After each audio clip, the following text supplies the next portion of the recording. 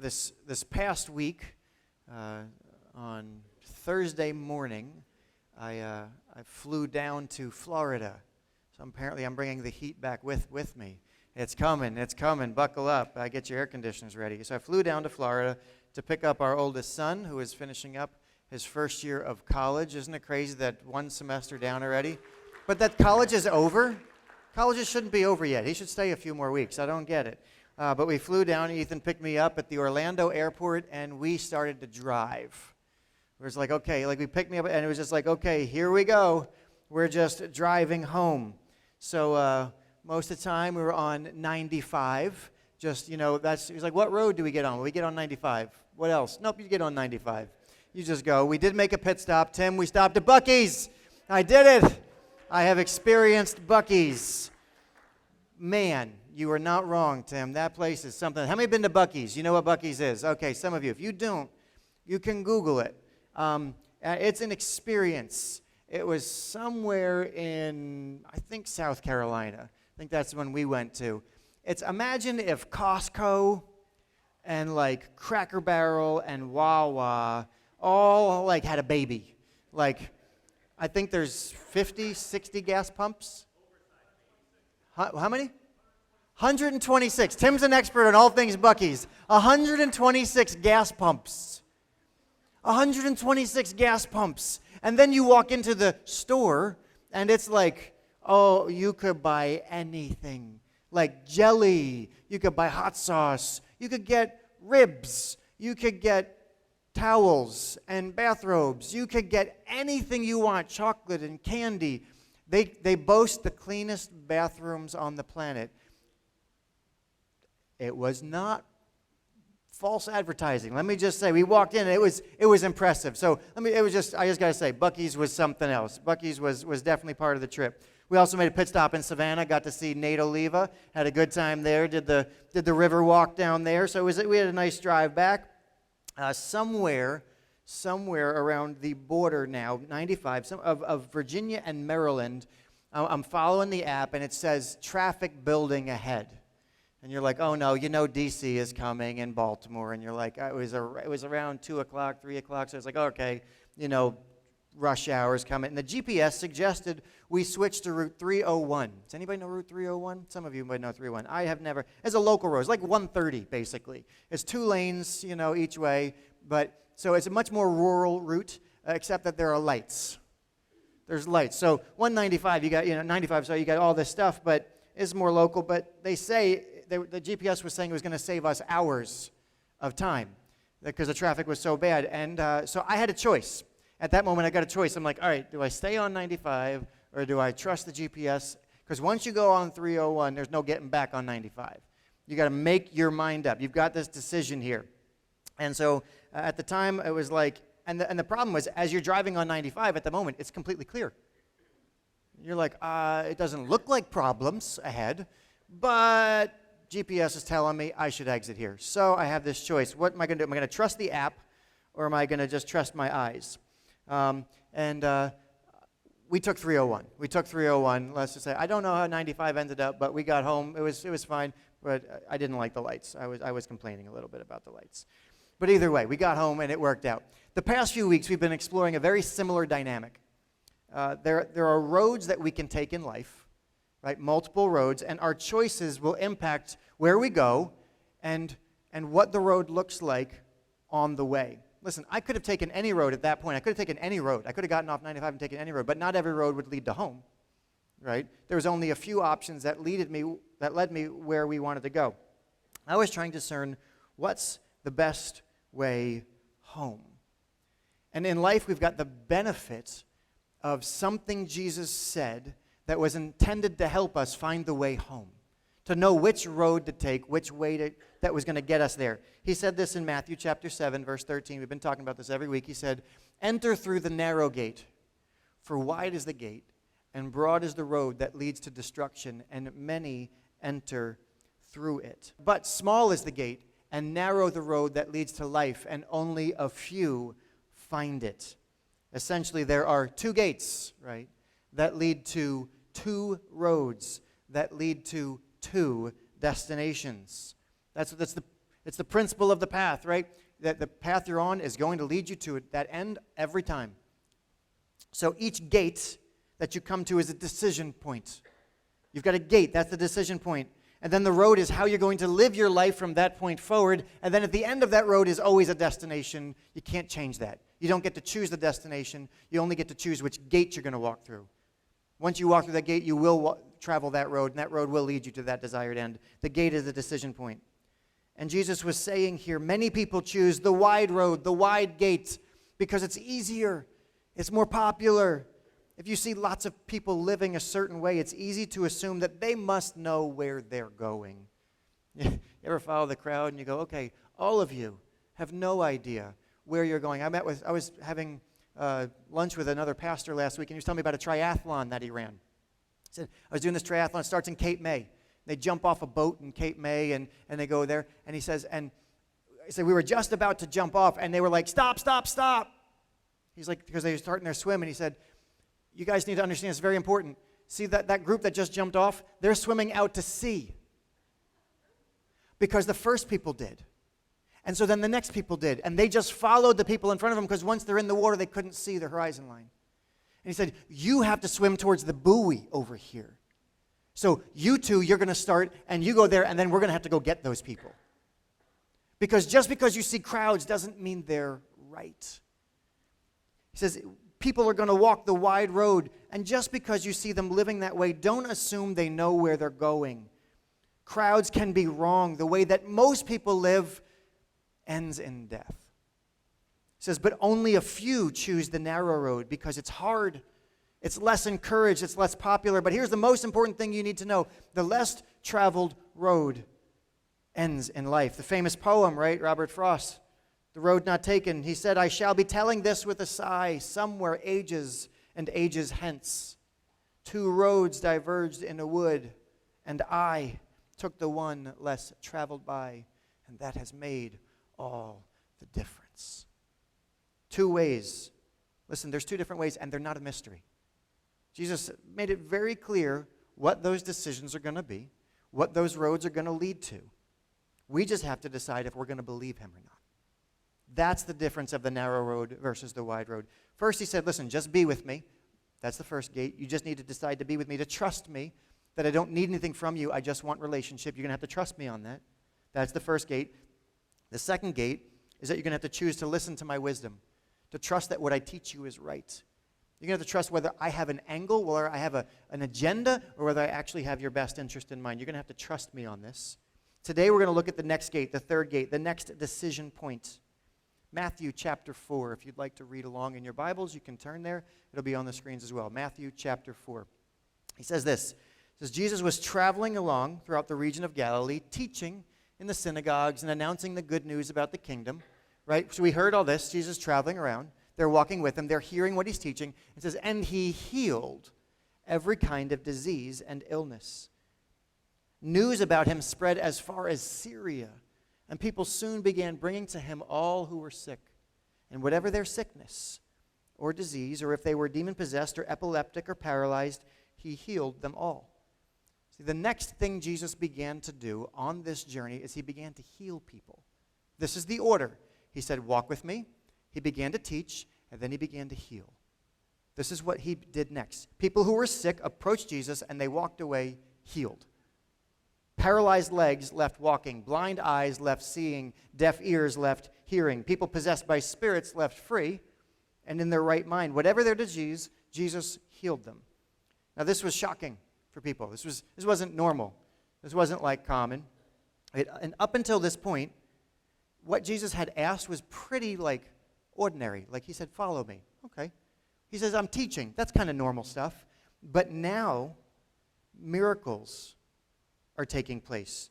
Supernatural, unexplainable, impossible things are happening, and it's getting people's attention. People heard what was happening, and crowds from all over are coming to see Jesus, hoping, hey, I hope he could heal me too. So basically, Jesus went viral.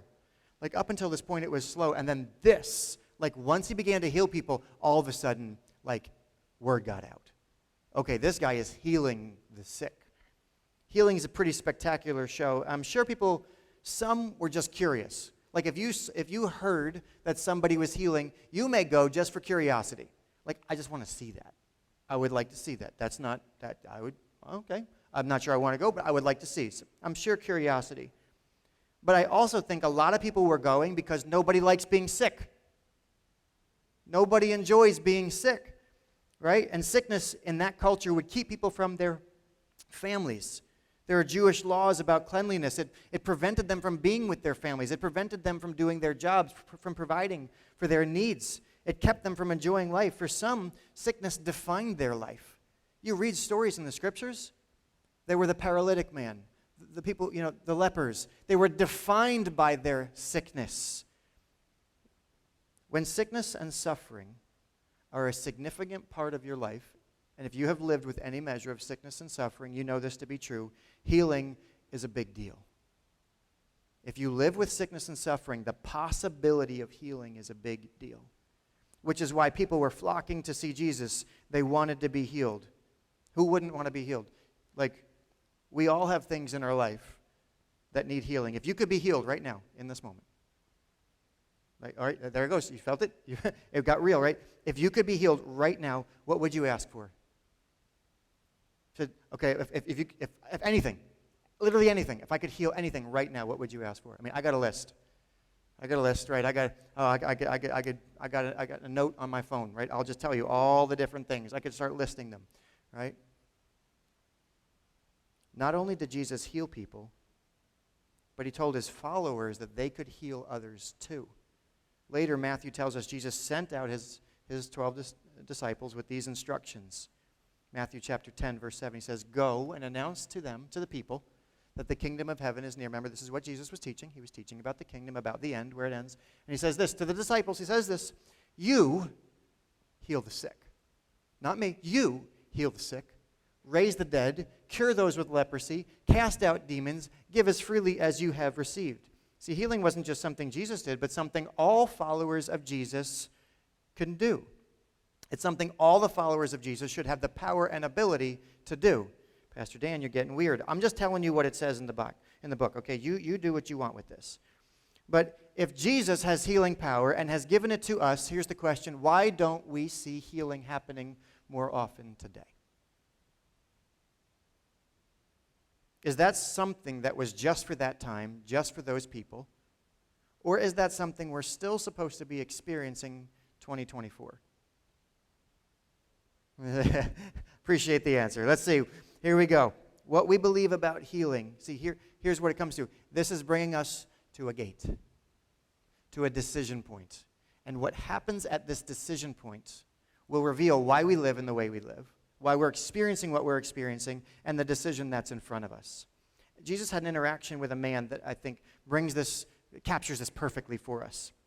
It's very relevant. There was a man whose son was in need of healing, and if you're a parent and you've had a sick child, you know what you feel. You just want your kid well, right? You know that pain of having. And there was a man, his son was sick, and he had heard about this healing power, and he brought his son to Jesus' followers, and they couldn't heal him. They did all their things, and they couldn't heal him. And then Jesus shows up. And listen to what happens next. This will be in Mark chapter 9. Again, it'll be on the screens. He says this. He says, "One of the men in the crowd spoke up and said, 'Teacher, I brought my son so you could heal him. He is possessed by an evil spirit that won't let him talk. And whenever the spirit seizes him, it throws him violently to the ground. Then he foams at the mouth and grinds his teeth and becomes rigid. So I asked your disciples to cast out the evil spirit, but they couldn't do it.'" Jesus said to his disciples, "You faithless people, how long must I..." I think he looked up and he was like, "God, really? These people? Like I told them, how long must I be with you? How long must I put up with you? All right, bring the boy to me. Bring the boy to me." I mean, Jesus is like, oh man. So they brought the boy, but when the evil spirit saw Jesus, it threw the child into a violent convulsion, and he fell to the ground, writhing and foaming at the mouth. And Jesus asked the father, "How long has this been happening?" And the father replied, "Since he was a little boy. The spirit often throws him into the fire or into water, trying to kill him. Have mercy on us and help us." if you can. If you can. Oh, you want to wake Jesus up? That thing you just said. Remember that time you once said, if I can? What do you mean, if I can? Jesus asked. Anything is possible if a person believes. The father instantly cried out, I do believe, but help me overcome my unbelief. When Jesus saw that the crowd of onlookers was growing, he rebuked the evil spirit. Listen, you spirit that makes this boy unable to hear and speak, he said. I command you to come out of this child and never enter him again. Verse 26 says, Then the spirit screamed and threw the boy into another violent convulsion and left him. And the boy appeared to be dead. A murmur ran through the crowd as people said, He's dead. But Jesus took him by the hand and helped him to his feet. And he stood up. Stood up. Let's just process the emotions of this story for a moment. Lots of different things going on. Let's think about this first from the perspective of the father. Let's think about this from the perspective of the father. Now, for years, your son has struggled with this tormenting spirit. For years.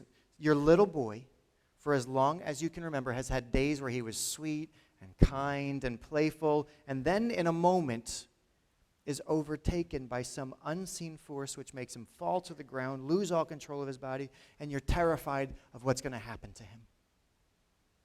And you bring him to the followers of Jesus, but they couldn't change anything. They bring him to the church, and the church is like, I got nothing for you. And you take out your frustration on the church. And you say, I thought you could heal. I thought you had power. What's the problem? I see others being healed. Why not my son? And then suddenly you see this other man, Jesus, walking up. And you begin to wonder, is he any different? Can he? I don't want to get my hopes up, but could he help? And Jesus asks what's going on, and you tell him. And you're so frustrated and desperate, you say, listen, if you can do anything. And Jesus looks straight at you, but past your eyes and into your soul. And he says, if I can. He says, no, this is not a matter of if I can. This is a matter of if you believe. Do you believe I can? And you say perhaps the most honest thing you've ever said. You said, I do believe, I want to believe, I really, really want to believe. But there are parts of me that doubt. There are parts of me that I don't understand how this all happens. Can you help me with that part? And then you watch Jesus say something to your son, and you hear and you see what has happened countless times before. Only this time it seems more intense as your son is violently overcome. And now your child is on the ground, and he's still. And you don't know what to think. This day has been such a roller coaster. And you're watching and waiting, hoping for some sign of life. And you see Jesus take your child's hand. And then all of a sudden, life just begins to return to your little boy's body. And he stands up and he smiles at you. I'm going to guess, go out on a limb, that father never forgot that moment.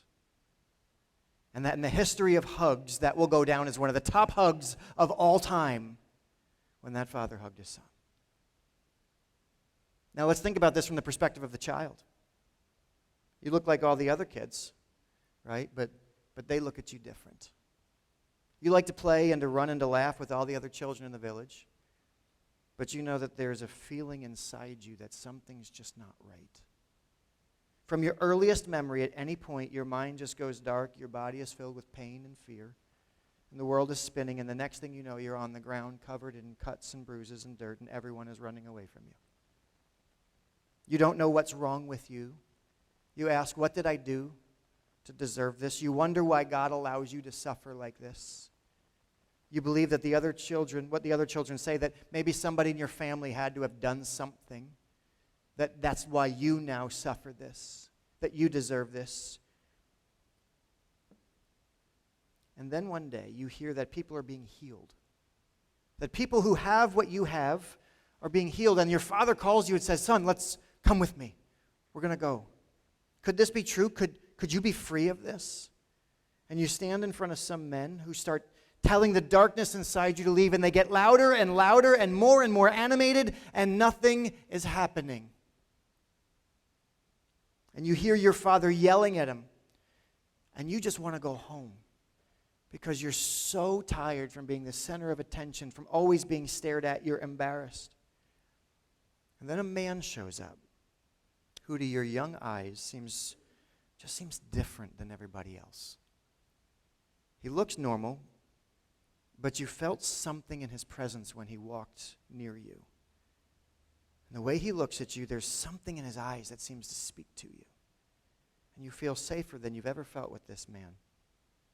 And then he speaks to you, but it's not like he's talking to you. It's like he's speaking past you to something deep inside you.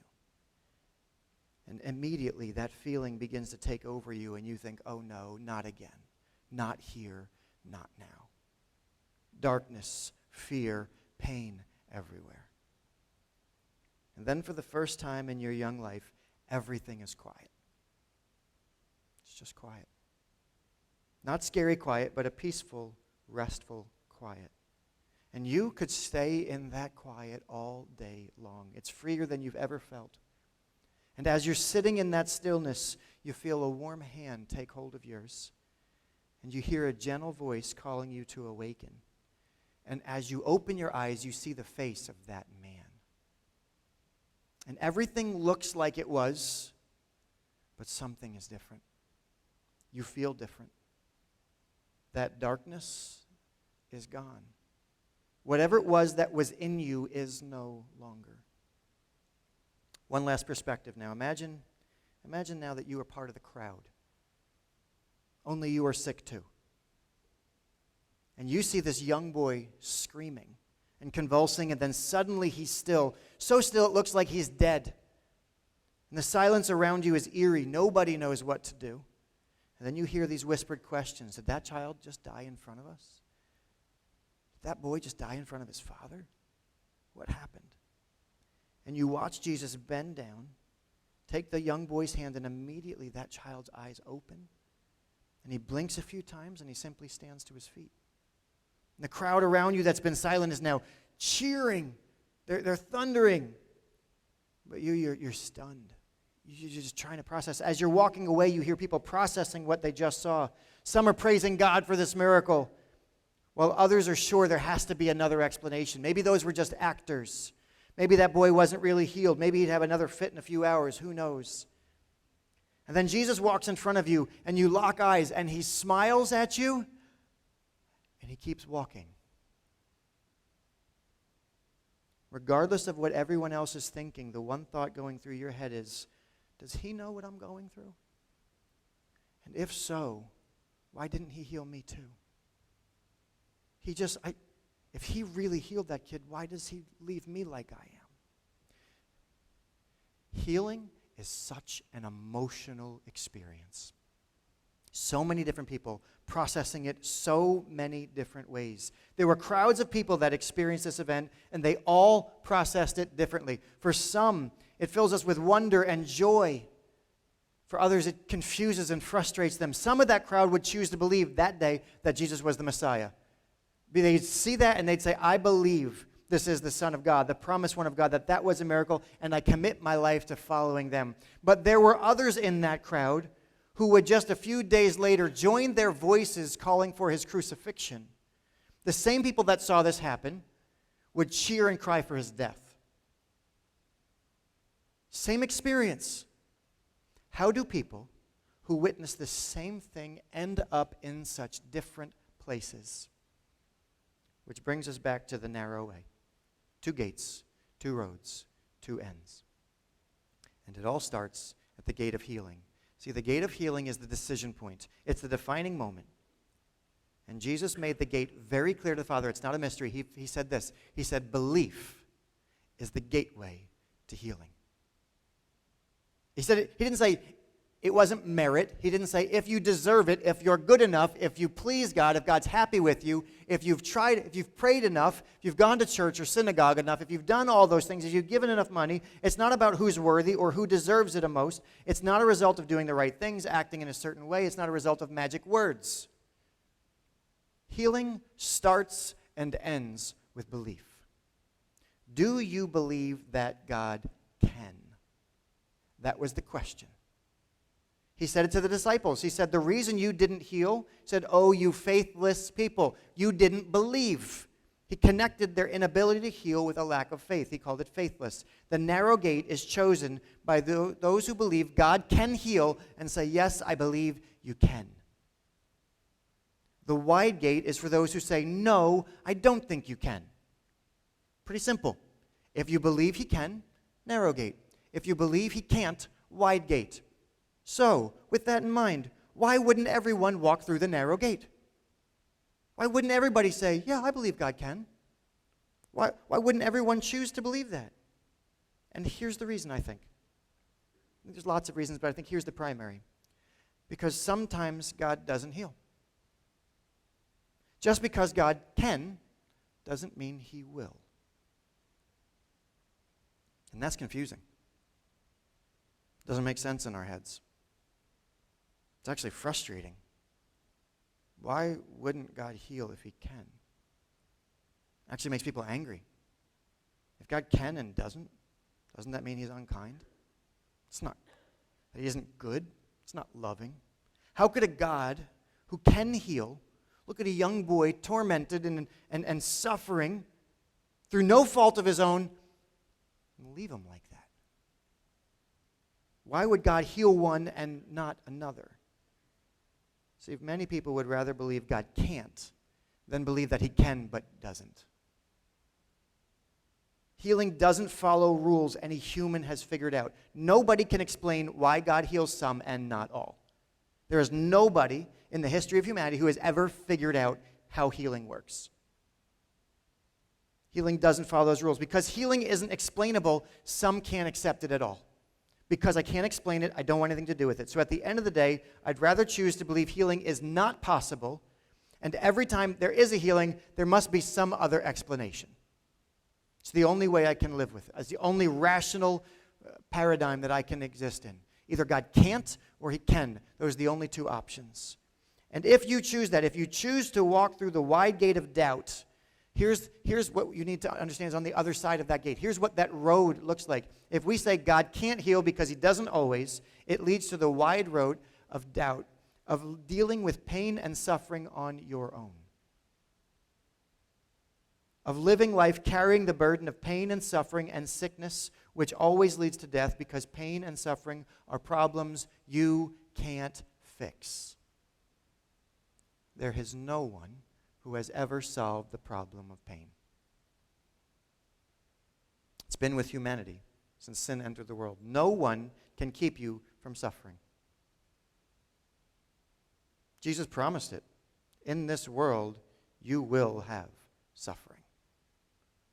We're all under the curse of sin because we live in a broken world. So that means everybody is going to experience death and sorrow and pain. Aren't you glad you came to church? You are going to suffer. You're all going to suffer. It's part of life. If we don't believe in healing, then you have no hope. No remedy for that.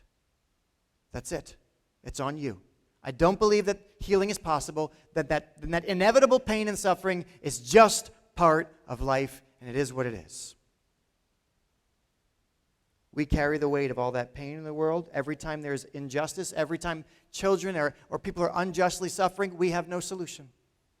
Yep, just world's lousy. That's it. It's just horrible, awful world, and there is no hope. But there's another gate. And Jesus stands at that gate and says, do you believe that I can? Not that I will, but that I can. Jesus didn't say everything will happen if you believe hard enough. He didn't say, do you believe that I will? He just said, do you believe that I can? He said anything is possible if you believe. It's such a hard question. Here's why. Because we all have unbelief. It's hard for us to believe in the goodness of a God who can but sometimes doesn't. We all know people who ask God for healing, people who've prayed, who you have prayed for, who I prayed for, and they didn't get healed. And that doesn't make sense. And that's why this is a narrow gate. That's why only a very few people walk this way. It's hard to trust God as healer when there are no guarantees he will do what we want. It's very hard to walk that way and say, God, I trust that you can, even if you won't. That's hard. But that is precisely what God asks of us. He says, I'm telling you up front, that is the gate. Do you believe I can?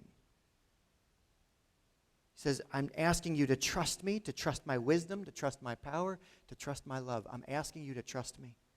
And that asks a lot of us. Faith is not easy. It is hard, which is why so many don't walk that way. Which is also why it's so important to hear what else Jesus tells us. Because he doesn't just tell us that that gate is hard and that road is hard, but listen to this. He tells us that the narrow gate and the narrow road of belief, he tells us where that belief in healing, where it's going to end. This is huge. This is huge. He tells us where it's going to end. John, one of those who chose to walk the narrow way, he had a vision of heaven, and this is what he saw. Oh, it's going to get good. It's going to get good. Revelation 21, he says this, I heard a loud shout from the throne.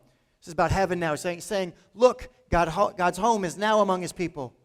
He will live with them, and they will be his people. God himself will be with them, and he will wipe every tear from their eyes. And there will be no more death or sorrow or crying or pain. All these things are gone forever. You know what that's called?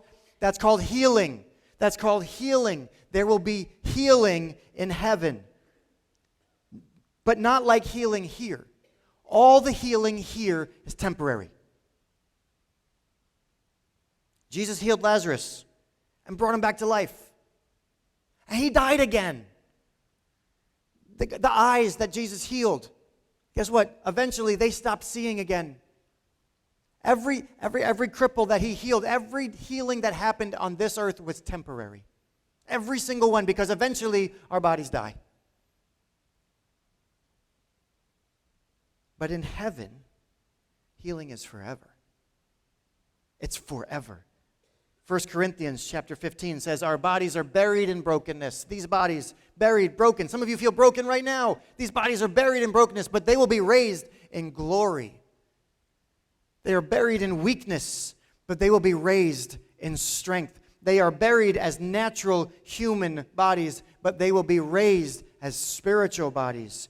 Here's why believing in healing is so important. Our faith is not just for these bodies. It's not just believe that I can heal these bodies, but one day God is going to heal everything.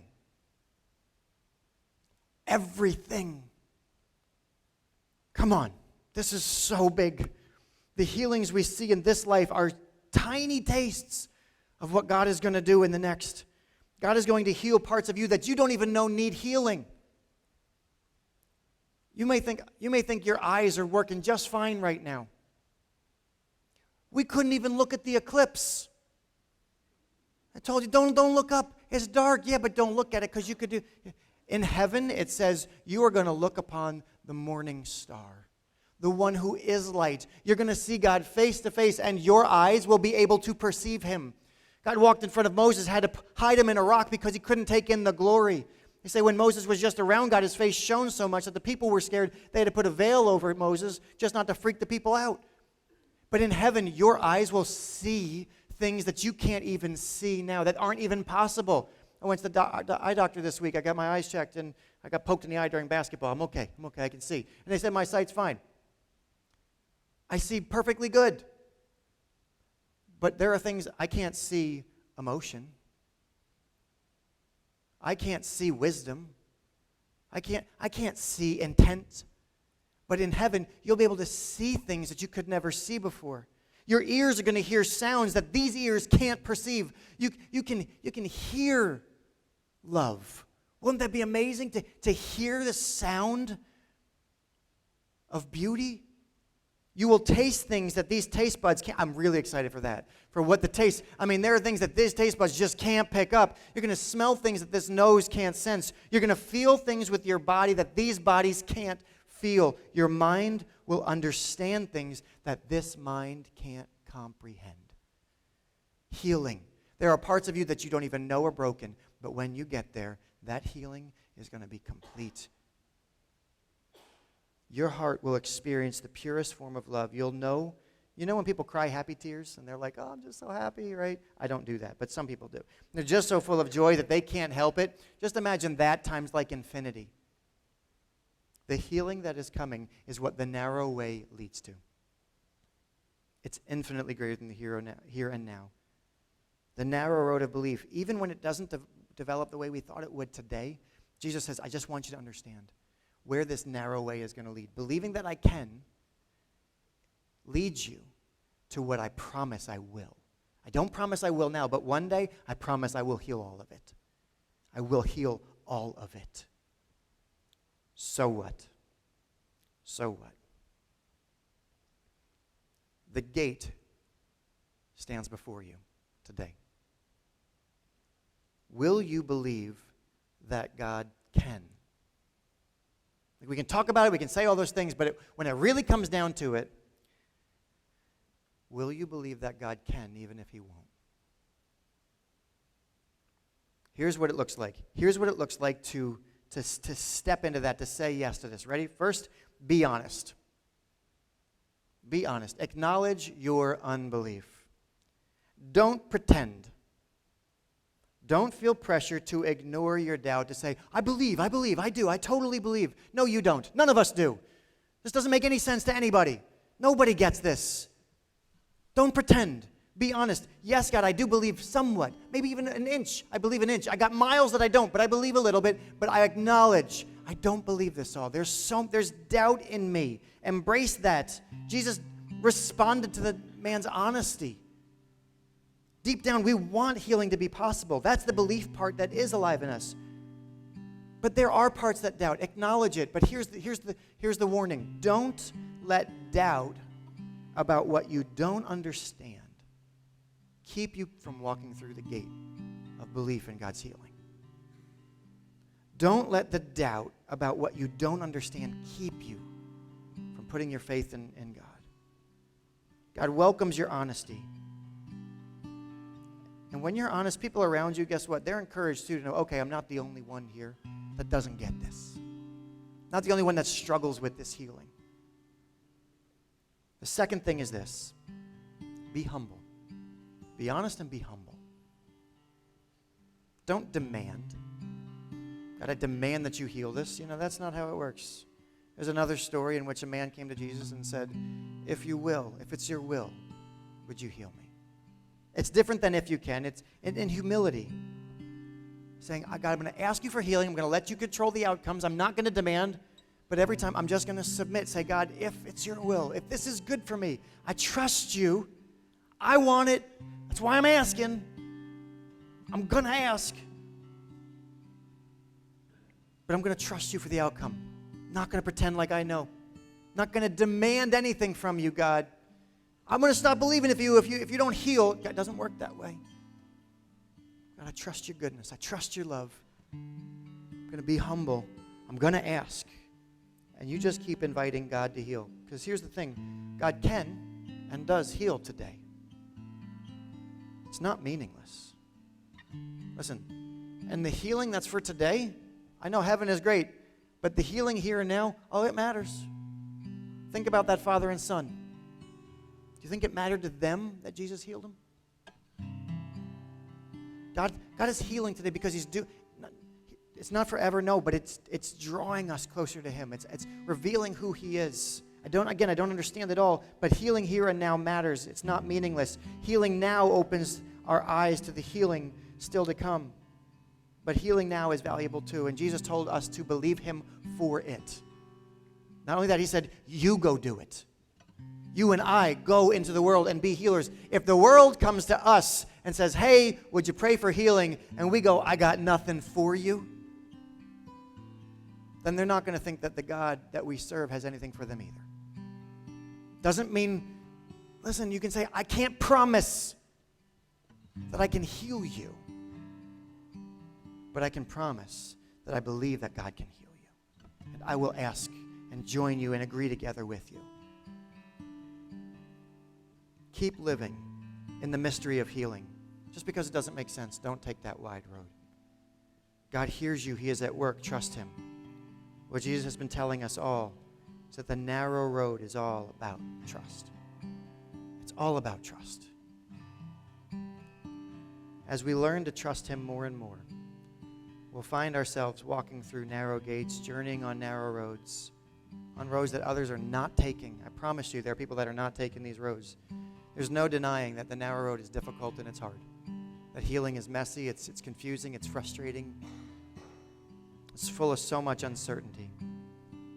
But we got to keep this one thing in front of us. This road is leading somewhere. And we won't regret a single step of the journey when we get there. So we're going to live in the mystery of healing today because God said, do you believe I can? Do you believe I can? So, I'm going to close right now. I'm going to invite the team to come on up, and they're going to sing that song again. But we're going to pray for healing right now. I'm going to pray for you. Whatever you need. Again, we prompted you before, and if there's something now that you say, okay, God, I don't know how this works, but I'm going to acknowledge it.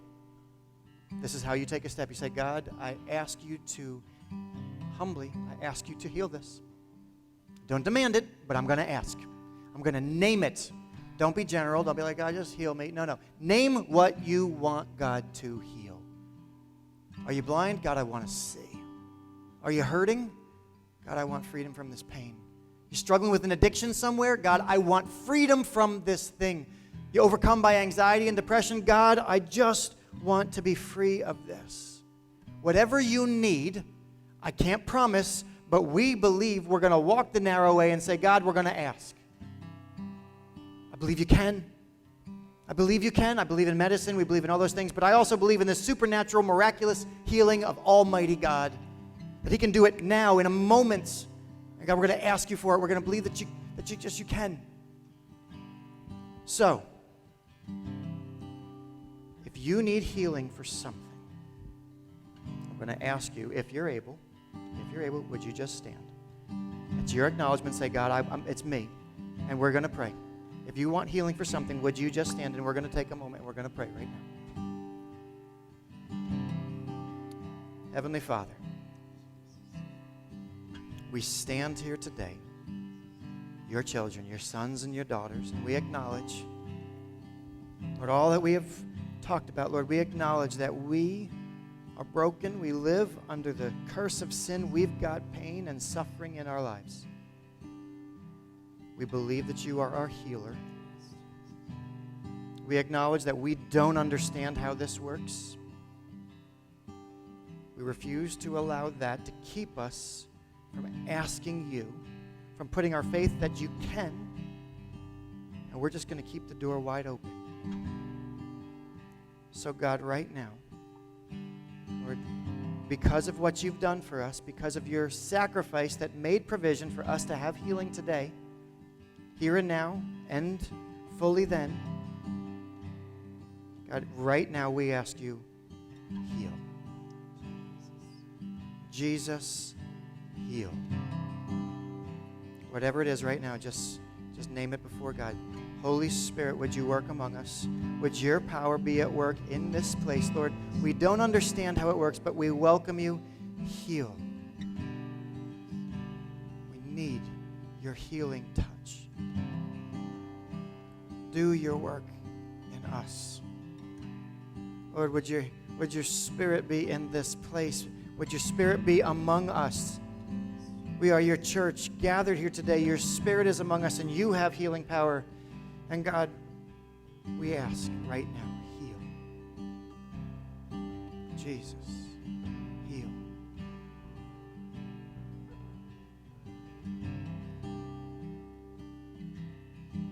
Jesus. I believe you're at work right now, God, in our lives. You're doing things right now, Holy Spirit.